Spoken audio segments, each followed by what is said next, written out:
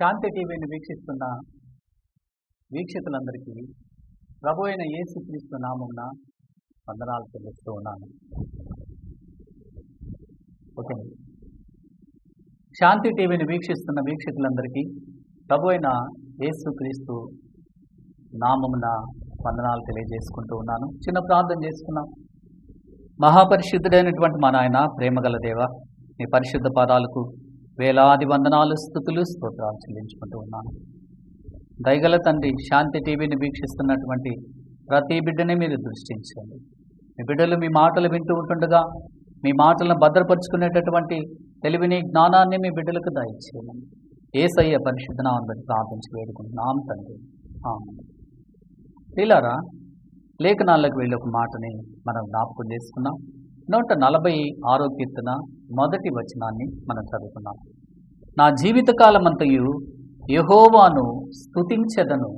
చాలా శ్రేష్టమైనటువంటి మాటను దేవుడు ఇక్కడ ప్రాపిస్తూ ఉన్నాడు. నా జీవితకాలమంతయు యెహోవాను స్తుతించెదను అనేటటువంటి మాట మనం చూస్తూ ఉన్నాం. స్తుతించడం అనగా హృదయపూర్వకంగా కృతజ్ఞతలు చెల్లించడం. దేవుని స్తుతించటం అనగా హృదయపూర్వకంగా కృతజ్ఞతలు చెల్లించడము, దేవుని ఘనపరచడము, దేవుని మహిమపరచడము, దేవుని స్తుతించేటటువంటి వారంగా ఉండాలి. దేవుని పిల్లలమైనటువంటి మనం నేర్చుకోవాల్సిన మరొక శ్రేష్టమైనటువంటి సత్యం ఏంటంటే, ప్రతి విషయంలో దేవుని స్తుతించేటటువంటి వారంగా మనం ఉండాలన్న సత్యాన్ని మనం జ్ఞాపకం చేసుకోవాలని మీకు తెలియజేస్తూ ఉన్నాను. ఒక పర్యాయము మనం లేఖనాలకు వెళ్ళి గమనించి చూసినప్పుడు, మనం లూకాసు వార్త 17వ అధ్యాయము 15, 16 వచనాల్ని మనం గమనిస్తే, ప్రభు ఒక పర్యాయము సమరియా, గలిలయ పట్టణాల మధ్య ప్రయాణం చేస్తూ ఉన్నట్లు లేఖనాలు మాట్లాడుతున్నాయి. సమరియా, గలిలయ మధ్య ప్రభు ప్రయాణము చేస్తూ ఉన్నాడు. అక్కడ గవని ఆవలి వైపు 10 మంది కుష్ఠరోగులు అక్కడ ఉన్నట్లు లేఖనాలను బట్టి మనము నేర్చుకుంటూ ఉన్నాం. 10 మంది కుష్ఠరోగులు. ఆ దినాన కుష్ఠరోగం అంటే మరి ఊర్లో ఉంచరు, ఊరి ఆవలి వైపు వారిని తీసుకుని వెళ్ళి ఆ ఊరి దాటి రాకుండా అక్కడే ఉంచేటటువంటి వారు ఆ దినాల్లో. ఆ ప్రకారమే ఆ 10 మంది ఆ గవిని ఆవలి వైపు మరి నివాసము చేస్తూ ఉన్నారు. ఆ మార్గమున ప్రభు వస్తూ ఉన్నప్పుడు ఆ 10 మంది కూడా, యేసు ప్రభువా, మమ్మలను కనికరించు, మా ఎడల కనికరం చూపని వారు బిగ్గరగా కేకలు వేసినట్లు లేఖనాలను బట్టి మనం నేర్చుకుంటూ ఉన్నాం. అయితే ప్రభు వారి ఎడల కనికరం చూపినాడు. వారి ఎడల కనికరపడి, మీరు వెళ్ళి యాజకులకు కనపరుచుకోండి, మీరు వెళ్ళి యాజకులకు కనపరుచుకోండి. ఆ దినాన ఆ జబ్బు నయమైందని మరి చెప్పటానికి, పరిశీలించి చెప్పటానికి యాజకుని కాడికి వెళ్ళాలి. యాజకుడు మరి ఆ జబ్బు పోయిందని చెప్తేనే వారిని ఊర్లోకి అనుమతిస్తారు. కాబట్టి మీరు వెళ్ళి యాజకులకు కనపరుచుకోండి అని ప్రభువు చెప్పినప్పుడు 10 మంది కూడా సంతోషంతో వెళుతూ ఉన్నారు. యాజకుని యొద్దకు వెళుతూ ఉన్నట్లు లేఖనాలు మాట్లాడుతూ ఉన్నాయి. అయితే వెళుతూ ఉంటుండగా వారు బాగుపడ్డారు. యాజకుని యొద్దకు పోకముందనే వారు బాగుపడ్డట్లు మనం చూస్తూ ఉన్నాం. అయితే 9 మంది వారు ఏమయ్యారో తెలియలేదు. ఏమై ఉంటారు? వాళ్ళ ఇళ్ళకి వెళ్ళిపోయి ఉంటారు. అయ్యో, నాకు బాగైంది, నా రోగం పోయింది, నేను మరి సంతోషంగా నా కుటుంబంకి వెళ్ళి నా కుటుంబంతో సంతోషిస్తానని వారందరూ కూడా వారి కుటుంబాలకు వెళ్ళిపోయి ఉండొచ్చు. అయితే వారిలో ఒక్కడు తనకు స్వస్థత కలుగుట చూచి ఏం చేసినాడంట? ప్రభు యొద్దకు వచ్చినాడు. గొప్ప శబ్దముతో ఏం చేసినాడు? దేవుని మహిమపరిచినాడంట. గొప్ప శబ్దముతో దేవుని మహిమపరిచి ఇంకా ఏం చేసినాడంట? కృతజ్ఞతలు చెల్లించి స్తుతులు చెల్లించినాడు. స్తుతులు చెల్లించినాడు. ఇంకా సాగిలపడ్డాడు ప్రభు పాదాల మీదనే లేఖనాలు మాట్లాడుతూ ఉన్నాయి. కృతజ్ఞత కలిగినటువంటి మనస్సు, దేవుని స్తుతిస్తూ ఉన్నాడు. తన జీవితంలో జరిగిన ఈ గొప్ప కార్యాన్ని బట్టి దేవుని స్తుతించినట్లు లేఖనాలు మాట్లాడుతూ ఉన్నాయి. నీ జీవితంలో దేవుడు ఏదైనా గొప్ప కార్యం జరిగించినప్పుడు మనం నేర్చుకోవాల్సిన సత్యం ఏంటంటే దేవుని స్తుతించాలి. దేవా, నీవు నా జీవితంలో చేసిన గొప్ప కార్యాన్ని బట్టి, నా బిడ్డ జీవితంలో చేసిన గొప్ప కార్యాన్ని బట్టి నాయన నీకు వేలాది వందనాలు ప్రభు అని చెప్పి దేవుని స్తుతించేటటువంటి వారుగా మనం ఉండాలని లేఖనాలను బట్టి మీకు తెలియజేస్తూ ఉన్నాను. అయితే వచ్చినటువంటి వ్యక్తిని ప్రభు ఒక ప్రశ్న అడుగుతూ ఉన్నాడు. 10 మంది స్వస్థపరచబడలేదా? అయితే నువ్వు ఒక్కడే వచ్చే మిగతా 9 మంది ఎక్కడా? 9 మంది ఎక్కడని ప్రభు అడుగుతూ ఉన్నాడు. కాబట్టి ఆ 9 మందిలో ఒకవేళ మనం ఉన్నామేమో, దేవుడు మన జీవితాల్లో మేలు చేసినప్పటికీ దేవుని స్తుతించలేనటువంటి పరిస్థితుల్లో మనం ఉన్నామేమో. దేవుని స్తుతించేటటువంటి వారంగా ఉండాలి. అందుకనే 103వ కీర్తనలో మనం చూసినప్పుడు 2వ వచనంలో, నా ప్రాణమా యెహోవాను సన్నుతించుము, ఆయన చేసిన ఉపకారములలో దేనిని మరవద్దని చెప్పి చెప్తూ ఉన్నాడు దావీదు. ప్రాణాన్ని పిలుచుకొని చెప్తూ ఉన్నాడు. ఎక్కడో గొర్రెల మందని మేపుకున్నటువంటి నన్ను తీసుకుని వచ్చి ఇజ్రాయెల్ సింహాసనం మీద కూర్చొని పెట్టింది నా ప్రభువే. కాబట్టి ఆయన ప్రాణంతో చెప్తున్నాడు, నా ప్రాణమా యెహోవాను సన్నతించు, ఆయన చేసిన ఉపకారంలో దేన్ని మర్చిపోవద్దు. మర్చిపోతూ ఉన్నారు. ప్రభువు మేళ్లను, ఉపకారాలను, సహాయాన్ని మరి మర్చిపోయేటటువంటి స్థితిలో నేటి దినాన అనేక మంది కనిపిస్తూ ఉన్నారు. మర్చిపోయినట్లయితే దేవుని యొద్ద నుంచి మరలా ఎలాంటి సహాయము నీకు దొరకదన్నటువంటి సత్యాన్ని మనం నేర్చుకోవాలని మీకు తెలియజేస్తున్నాను. ప్రభువు చేసిన మేళ్లను బట్టి మనము స్తుతించేటటువంటి వారంగా ఉండాలన్న సత్యాన్ని మనం జ్ఞాపకం చేసుకోవాలని మీకు తెలియజేస్తూ ఉన్నాను. స్తుతించేటటువంటి వారంగా ఉండాలి. ఎవరు స్తుతిస్తారు అంటే దేవునికి భయపడేటటువంటి వారు. దేవునికి భయపడేటటువంటి వారు దేవుని స్తుతిస్తారు, దేవుడు చేసిన మేళ్లను బట్టి. ఇంకా దేవుని ప్రేమించేటటువంటి వారు, ఆయన మార్గాలను అనుసరించేటటువంటి వారు, ఇంకా మనం చూసినప్పుడు ఆయన కార్యాలను జ్ఞాపకం చేసుకునేటటువంటి వారు దేవుని స్తుతించేటటువంటి వారుగా ఉంటారన్న సత్యాన్ని మనం జ్ఞాపకంలో తెచ్చుకోవాలని కూడా మీకు తెలియజేస్తూ ఉన్నాను. ఎందుకు స్తుతించాలి ప్రభువుని అంటే లేఖనాలు మాట్లాడుతూ ఉన్నాయి. ఆయన పరిశుద్ధుడైనటువంటి దేవుడు కనుక, ఆయన పరిశుద్ధుడు కనుక ప్రభువుని స్తుతించేటటువంటి వారంగా మనం ఉండాలి. ఇంకా మన జీవితాల్లో ఆశ్చర్యకార్యాలు చేసేటటువంటి దేవుడు, ఆయన ఆశ్చర్యకరుడు కనుక ప్రభువుని స్తుతించేటటువంటి వారంగా ఉండాలని లేఖనాలను బట్టి మనం నేర్చుకుంటూ ఉన్నాం. ఆయన మన ఎడల కనికరము చూపినటువంటి దేవుడు. ఎక్కడో పాపంలో కొట్టుకొని పోతూ ఉన్నటువంటి మనలను ప్రభువు జ్ఞాపకం చేసుకొని తన బిడ్డలుగా చేర్చుకున్నాడు. కాబట్టి ప్రభువుని స్తుతించేటటువంటి వారంగా మనం ఉండాలి. ఇంకా మన కొరకు ప్రాణం పెట్టినటువంటి దేవుడు, మన పక్షంగా అనేక శ్రమలు సహించినటువంటి దేవుడు, మన పాపాలకు వెల చెల్లించినటువంటి దేవుడు కనుక ప్రభువుని స్తుతించేటటువంటి వారంగా మనం ఉండాలని లేఖనాలను బట్టి మీకు తెలియజేస్తూ ఉన్నాను. ఇంకా మనలను సజీవులుగా ఉంచినటువంటి దేవుడు, యెషయా గ్రంథం 38:19లో ఇంకా మనలను సజీవులుగా ఉంచినటువంటి దేవుడు. కాబట్టి మనం దేవుని స్తుతించాలి. మృతులు దేవుని స్తుతించలేరు కదా. 115 కీర్తన 17వ వచనము, చనిపోయినటువంటి వారు లేక చనిపోయిన స్థితిలో ఉన్నటువంటి వారు, ఆత్మీయంగా చనిపోయినటువంటి వారు దేవుని స్తుతించరు. కాబట్టి మనల్ని సజీవులుగా ఉంచినాడు. కాబట్టి ప్రభువుని స్తుతించేటటువంటి వారంగా మనం ఉండాలని లేఖనాలను బట్టి మనం నేర్చుకుంటూ ఉన్నాం. ఎలా స్తుతించాలి ప్రభువుని అంటే కీర్తనలతో దేవుని స్తుతించమని 69వ కీర్తన 30వ వచనం మాట్లాడుతుంది. ఇంకా వాయిద్యములతో స్తుతించమని 150వ కీర్తన 3, 4, 5 వచనాలు మాట్లాడుతూ ఉన్నాయి. అలాగే చప్పట్లతో దేవుని స్తుతించిందని కూడా ఒక మాట మనకు 47వ కీర్తనలో 1వ వచనంలో మనం చూస్తూ ఉన్నాం. ఇంకా దేవుడు చేసిన మేళ్లను బట్టి మనము దేవుని స్తుతించేటటువంటి వారంగా ఉండాలి. ప్రార్థనలతో ప్రార్థన చేయాలి. ప్రార్థనలో స్తుతించేటటువంటి వారంగా మనం ఉండాలని లేఖనాలను బట్టి మీకు తెలియజేస్తూ ఉన్నాను. అయితే దేవుని స్తుతించినట్లయితే ఏం జరుగుతుంది అని మనం ప్రశ్నించుకున్నట్లయితే, దేవుని స్తుతిస్తే నీ జీవితంలో ఉన్న బలమైన ఆటంకాలు తొలగిపోతాయి.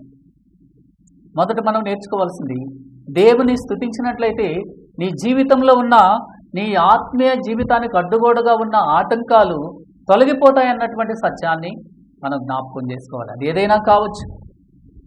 ఆర్థికపరమైన ఆటంకాలు ఉంటాయి కొద్దిమందికి. అలాంటి బిడ్డలు ఆత్మీయ జీవితంలో ముందుకు వెళ్ళలేరు.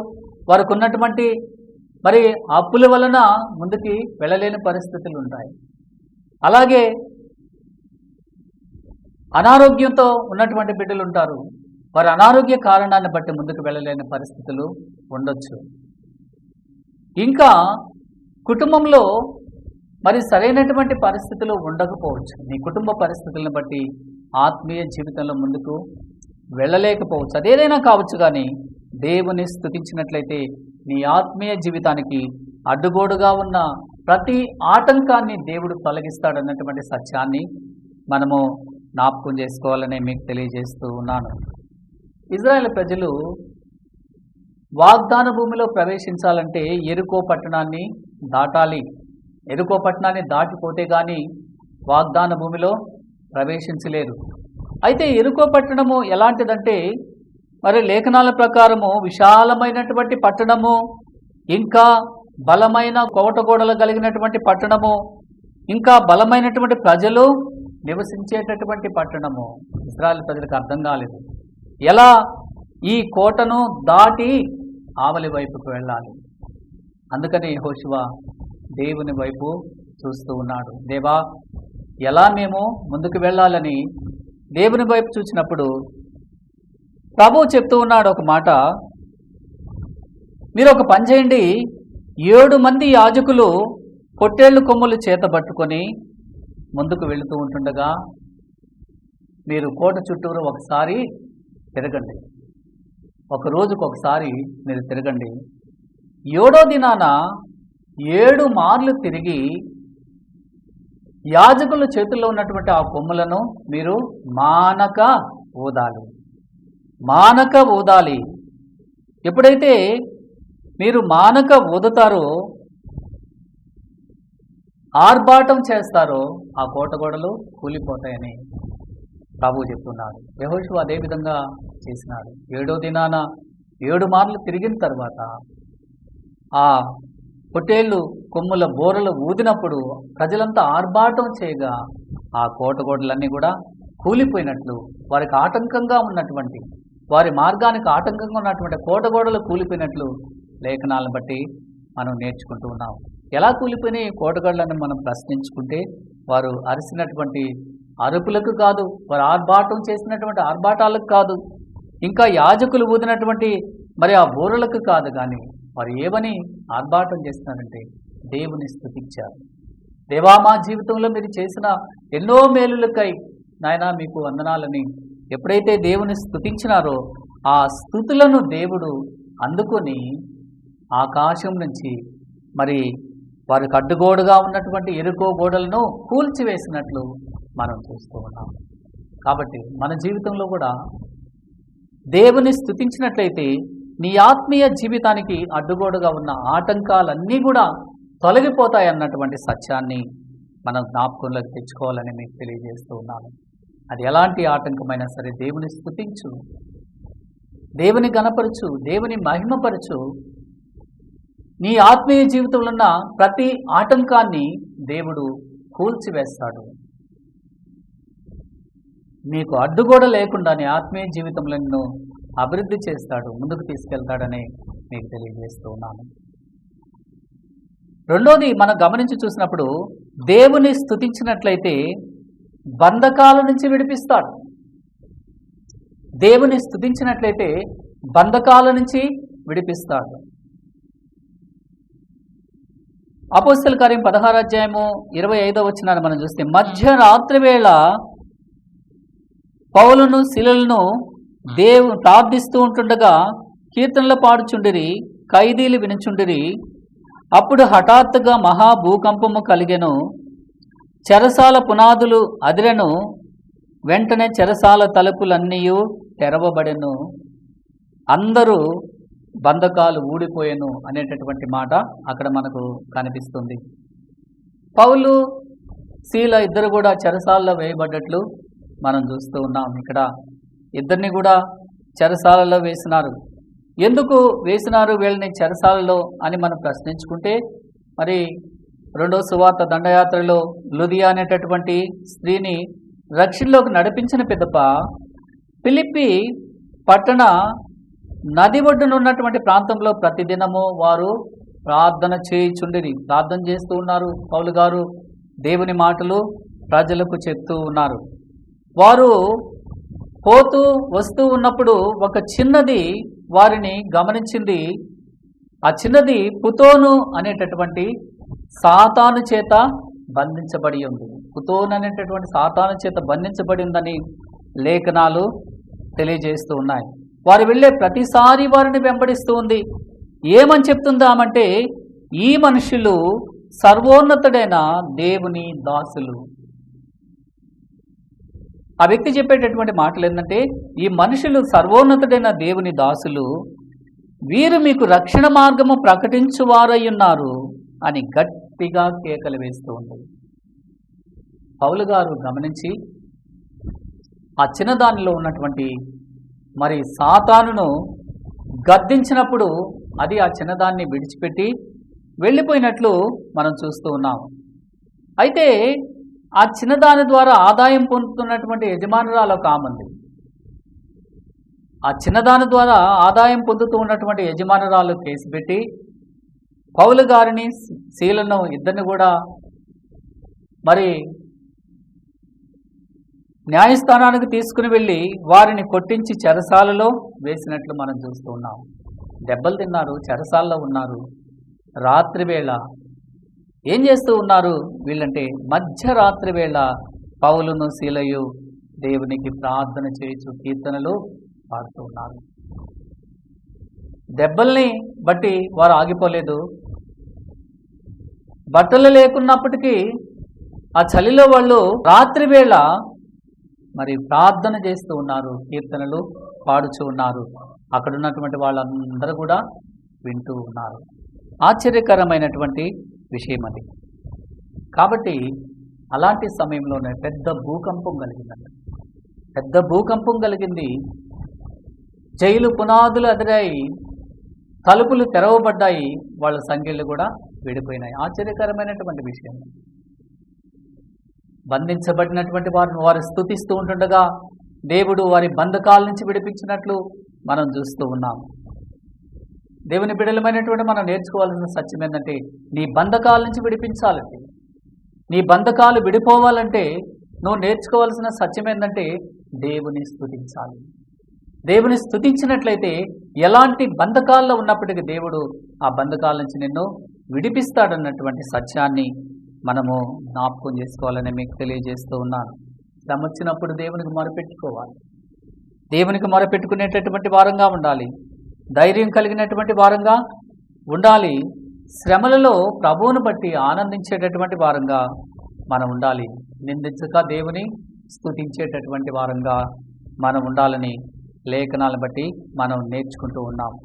కాబట్టి బంధకాల నుంచి విడిపించేటటువంటి దేవుని స్తుతించినట్లయితే ఆయన మన బంధకాలను తెంచివేసేటటువంటి దేవుడు అన్నటువంటి సత్యాన్ని మనం జ్ఞాపకం చేసుకోవాలి. ఎవరు బంధిస్తూ ఉన్నారు మనల్ని అంటే, సాతానుడు బంధిస్తూ ఉన్నాడు.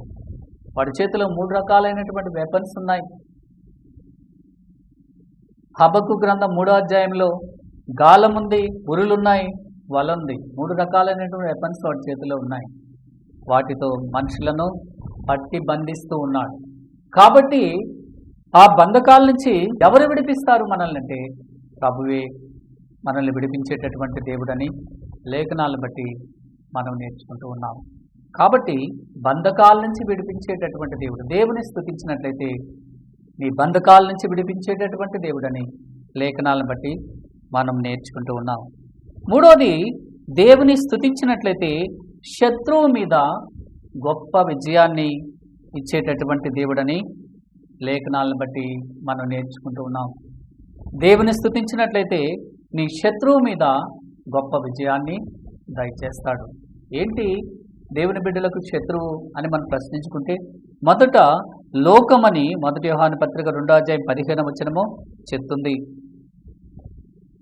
లోకమునకును లోకములో ఉన్నవాటినైనను ప్రేమించుకుడి అనేటటువంటి మాట మనం చూస్తున్నాం. లోకము మొదటి శత్రువు. దేవుని బిడ్డలకు ఏముంది లోకంలో అంటే శరీరాశ, నేత్రాశ, జీవపు డంబము లోకంలో ఉన్నాయి. ఇవి మానవుణ్ణి వశపరుచుకుంటూ ఉన్నాయి. కాబట్టి మొదటి శత్రువు లోకం అన్నటువంటి సత్యాన్ని మనం జ్ఞాపకం చేసుకోవాలి. రెండోది శరీరం అన్నటువంటి సత్యాన్ని గలతీ పత్రిక 5:16 మనం చూస్తున్నాం. రెండో శత్రువు శరీరం అన్నటువంటి విషయాన్ని మరి లేఖనాలను బట్టి మనం నేర్చుకుంటూ ఉన్నాం. శరీరం ఆత్మకును, ఆత్మ శరీరమునకును విరోధముగా ఆపేక్షించును అనేటటువంటి మాట అక్కడ మనం చూస్తూ ఉన్నాం. శరీరానికి లోబడేటటువంటి వారంగా ఉండకూడదు.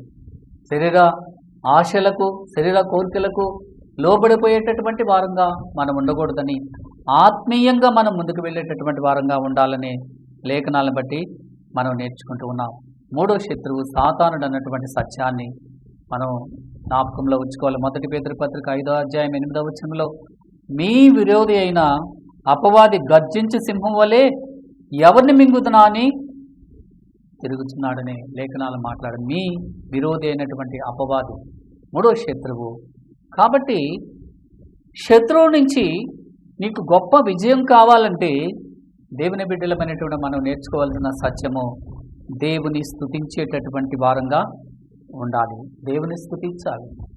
ఎప్పుడైతే దేవుని స్తుతిస్తావో మరి మూటి మీద అనగా లోకము, శరీరము, సాతానుని మీద దేవుడు గొప్ప విజయాన్ని మనకు దయచేస్తాడన్నటువంటి సత్యాన్ని మనం జ్ఞాపకంలో ఉంచుకోవాలి. ఎఫెసీ పత్రిక 6:10 తుదకు ప్రభు యొక్క మహాశక్తిని బట్టి బలవంతులై ఉండండి లేఖనాలు మాట్లాడుతూ ఉన్నాయి. దేవుని బిడ్డలమైనటువంటి మనము బలహీనులంగా ఉండకూడదన్న సత్యాన్ని నేర్చుకోవాలి. బలవంతులమై ఉండాలి. మన ప్రభు బలవంతుడైనటువంటి దేవుడు కనుక ఆయన బిడ్డలమైన మనం కూడా బలవంతులమై ఉండాలని మన ప్రభు కోరుకుంటూ ఉన్నాడు. కాబట్టి బలవంతులమై ఉండాలి. ఎప్పుడు బలవంతులమై ఉంటాము అంటే ఎప్పుడైతే దేవుని మీద ఆధారపడతావో, ఎప్పుడైతే వాక్యాన్ని ప్రేమిస్తావో, ఆయన మార్గాలను ప్రేమిస్తావో, బలమైనటువంటి దేవుని బిడ్డగా ఉంటావన్నటువంటి సత్యాన్ని మనం జ్ఞాపకంలోకి తెచ్చుకోవాలని మీకు తెలియజేస్తూ ఉన్నాను. కాబట్టి దేవుని బిడ్డలమైనటువంటి మనము దేవుని స్తుతించినట్లయితే శత్రువు మీద గొప్ప విజయాన్ని దేవుడు దయచేస్తాడనే లేఖనాలను బట్టి మీకు తెలియజేస్తున్నా. అంతేకాదు భౌతికంగా కూడా మనం గమనించి చూసినప్పుడు యెహోషాపాతు యూదా దేశాన్ని పరిపాలించేటటువంటి దినాల్లో 3 జాతుల ప్రజలు యూదా మీదకి దండెత్తి వచ్చినట్లు లేఖనాలు మాట్లాడుతూ ఉన్నాయి. మోయాబీయులు, అమోనీయులు, మెమోనీయులు 3 జాతుల ప్రజలు ఒకేసారి మరి యూదా దేశం మీదకి వచ్చినట్లు లేఖనాలను బట్టి మనం నేర్చుకుంటూ ఉన్నాం. ఏం చేయాలో మరి అది యెహోషాపాతుకు అర్థం కాలేదు. అందుకని మరి ప్రవక్త అయినటువంటి యెహాజీయేలు ద్వారా ప్రభు మాట్లాడుతున్నాడు. ఏం చేయాలో చెప్తూ ఉన్నాడు. 2 దినవృత్తాంతాలు 20:15 మీరంతా కూడా యుద్ధ పంక్తులు తీరండి. ఎంతమంది సైన్యం అయితే ఉన్నారో మీ సైన్యమంతా కూడా యుద్ధ పంక్తులు తీరండి.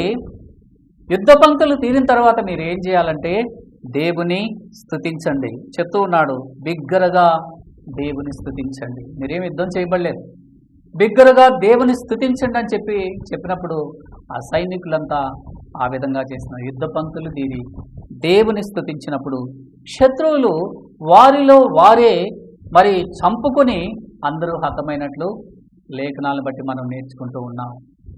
కాబట్టి దేవుని స్తుతిస్తే దేవుడు మన జీవితాల్లో గొప్ప విజయాన్ని దయచేస్తాడనే లేఖనాలు బట్టి మీకు తెలియజేస్తూ ఉన్నాను. దేవుని పిల్లలమైన మనము దేవుని స్తుతించేటటువంటి వారంగా ఉండాలి.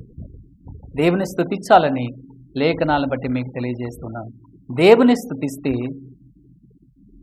బలమైన ఆటంకాలు తొలగిపోతాయని మొదట మనం నేర్చుకుంటున్నాం. నీ జీవితంలో ఉన్న బలమైన ఆటంకాలు దేవుడు తీసివేస్తాడని మీకు తెలియజేస్తూ ఉన్నాను. అలాగే దేవుని స్తుతించినట్లయితే బంధకాల నుంచి విడిపించబడతావు. ఎలాంటి బంధకాల చేత బంధించబడి ఉన్నావో ఆ బంధకాల నుంచి విడిపించబడతావని రెండోదిగా నేర్చుకున్నాం. మూడోదిగా దేవుని స్తుతించినట్లయితే శత్రువు మీద గొప్ప విజయాన్ని ప్రభు మనకు దయచేస్తాడని మీకు తెలియజేస్తూ ఉన్నాను. కాబట్టి ప్రభువుని స్తుతించేటటువంటి వారంగా మనం ఉండాలని లేఖనాలను బట్టి మనం నేర్చుకుంటున్నాం. ప్రభువుని స్తుతించేటటువంటి వారంగా ఉండాలి. దేవుని స్తుతిస్తే ప్రభు మన జీవితాల్లో గొప్ప కార్యాలు జరిగిస్తాడని మీకు తెలియజేస్తూ అట్టి కృప దేవుడు మనందరికీ దయచేయాలని కోరుకుంటూ నేను ముగిస్తున్నాను. దేవుడు తన మాటలు దీవించి ఆశీర్వదించిన వారు ప్రార్థించుకుందాం. మహాపరిశుద్ధుడైనటువంటి మా నాయన, ప్రేమగల దేవ, దయగల తండ్రి, శాంతి టీవీ ద్వారా వీక్షిస్తున్న ప్రతి బిడ్డని మీరు జ్ఞాపకం చేసుకోండి నాయన. మీ బిడ్డలు ఎలాంటి బంధకాల్లో ఉన్నారో నాయన మీరు ఎరుగున్నారు ప్రభా. ఎలాంటి కష్టాల్లో ఉన్నారో, ఎలాంటి బాధల్లో ఉన్నారో మీరు ఎరుగున్నారు నాయన. మీ బిడ్డలను జ్ఞాపకం చేసుకోండి. మీ బిడ్డల జీవితాల్లో ఉన్న ప్రతి సమస్యను పరిష్కరించండి. ప్రతి బంధకాన్ని నుంచి మీరు విడిపించమని, ప్రతి ఆటంకాన్ని నుంచి విడిపించమని మీ పాదాలు బట్టి అడుగుతూ ఉన్నాను. అనేక మంది ఆర్థికపరమైన బంధకాల్లో ఉన్నారు. అనేక మంది అనారోగ్యం అనేటటువంటి బంధకాల్లో బంధించబడి ఉన్నారు ప్రభా. అలాంటి వారి బంధ విముక్తి చేయమని నాయన, బంధకాల నుంచి విడిపించమని మీ పాదాలు బట్టి అడుగుతూ ఉన్నాను. ఇంకా వివాహాల కోసం ఎదురు చూసేటటువంటి బిడ్డలు ఉన్నారు. అలాగే నాయన ఉద్యోగాల కోసం ఎదురు చూసేటటువంటి బిడ్డలు ఉన్నారు ప్రభా. అలాంటి బిడ్డలను కూడా మీరు జ్ఞాపకం చేసుకోమని, మీ దయగల హస్తాన్ని చాపి మేము బిడ్డలకు సహాయం చేయమని, ఆదుకోమని నాయన, వీక్షిస్తున్న ప్రతి బిడ్డని, కుటుంబాన్ని మీ దయగల చేతికి అప్పగించుకుంటూ యేసయ్య పరిశుద్ధ నామమును బట్టి ప్రార్థించి వేడుకుంటున్నాం తండ్రి. ఆమేన్.